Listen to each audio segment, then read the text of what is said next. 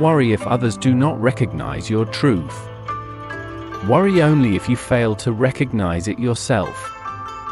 You see, my friend, serenity does not come from the outside. It begins here, within. The noise of the world is constant. But peace? Peace is chosen.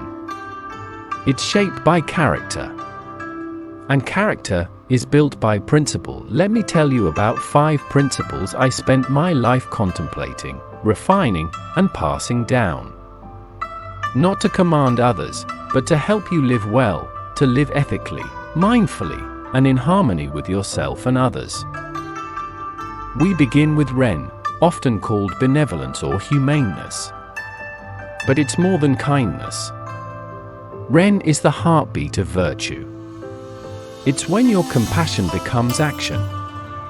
It's when you help a stranger, not for applause, but because their suffering feels like your own. When you cultivate Ren, you don't ask, "What's in it for me?" You ask, "What do others need from me today?"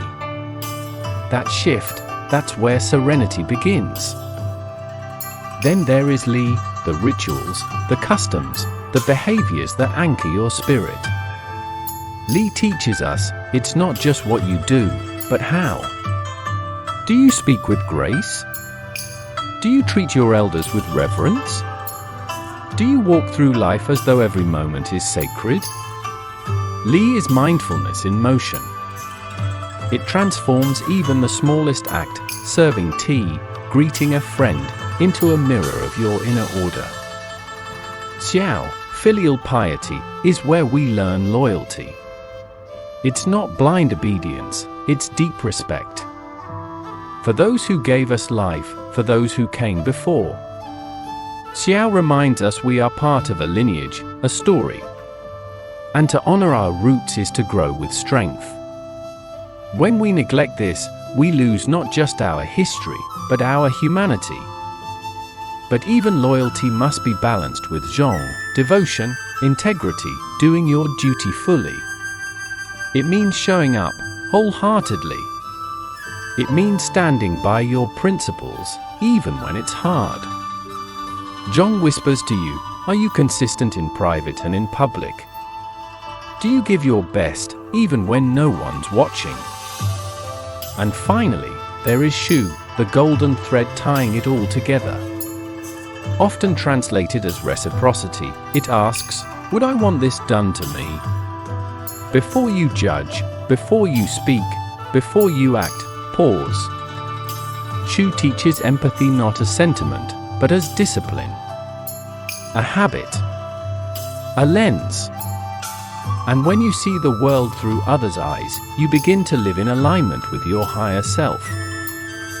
You see, these 5, Ren, Li, Xiao, Zhong, Shu, they are not separate pillars. They are the fingers of one hand. Alone, they point, together, they hold the weight of a meaningful life.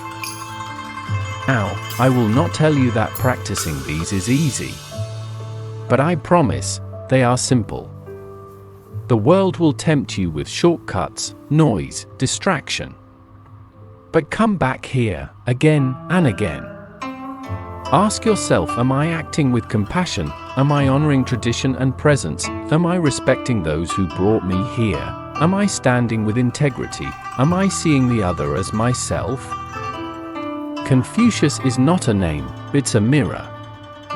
I am merely one who asked these questions again and again, and lived the answers, imperfectly but sincerely. The man who moves a mountain begins by carrying away small stones. So begin. One act of kindness. One conscious breath. One moment of reflection.